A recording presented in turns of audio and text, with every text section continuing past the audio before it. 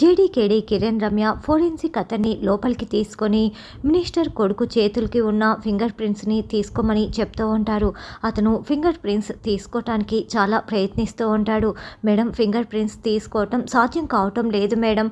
ఏదో కెమికల్ ఇతని చేతుల్ని మొత్తం కూడా ఫిల్ చేసేసింది, కాబట్టి ఫింగర్ ప్రింట్స్ తీసుకోలేకపోతున్నాను అని చెప్తూ ఉంటే అంతకుముందు మీనన్ ఒక గ్లూ ఆదిత్య చేతులకి అంటించుకోమని చెప్పి ఉంటాడు.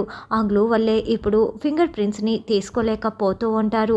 ఏంటి, ఫింగర్ ప్రింట్స్ తీసుకోలేకపోతున్నారా అని జేడీ షాకింగ్గా అడుగుతుంటే మీనన్ ఇదంతా చాటుగా వింటూ, అవును జేడీ, నువ్వు ఈరోజు ఇక్కడి నుంచి తిరిగి పోవాల్సిందే అని అనుకుంటూ చాలా సంతోషపడుతూ ఉంటాడు. జేడీకి చాలా కోపం వస్తుంది. వెంటనే ఆదిత్యని సోఫాలోకి తోసిపడేసి, కిరణ్, అతని చేతులపై ఇదిగో ఈ కెమికల్ వేసేసి నువ్వు గ్లూ రాసుకొని ఫింగర్ ప్రింట్స్ తీసుకోకుండా మేము ఇక్కడి నుంచి వెళ్ళిపోతే తప్పించుకుందాం అనుకుంటున్నావా అని అరుస్తూ ఉంటుంది. జేడీ చేతిలో ఉన్న ఒక కెమికల్ని కిరణ్ చేతికి ఇవ్వటంతో కిరణ్ ఆ కెమికల్ని ఆదిత్య చేతులపై వేసేస్తాడు. దాంతో ఆదిత్య విలువిల్లాడిపోతూ అబ్బా నొప్పి నొప్పి అని అరుస్తూ ఉంటాడు. అలా కాసేపటికి అతని చేతులపై ఉన్న గ్లూ మొత్తం పోతుంది. ఆఫీసర్, ఇప్పుడు ఇతని ఫింగర్ ప్రింట్స్ తీసుకోండి అని జేడీ చెప్తుంది. నా దగ్గర నీ వేషాలు, ఇప్పుడు నీ ఫింగర్ ప్రింట్స్ ఎలా రావో నేను చూస్తాను అని. సార్, ఫింగర్ ప్రింట్స్ తీసుకున్నారు కదా, మ్యాచ్ అయ్యాయా అని జేడీ అడుగుతూ ఉంటుంది. మేడం, మ్యాచ్ అయ్యాయి మేడం.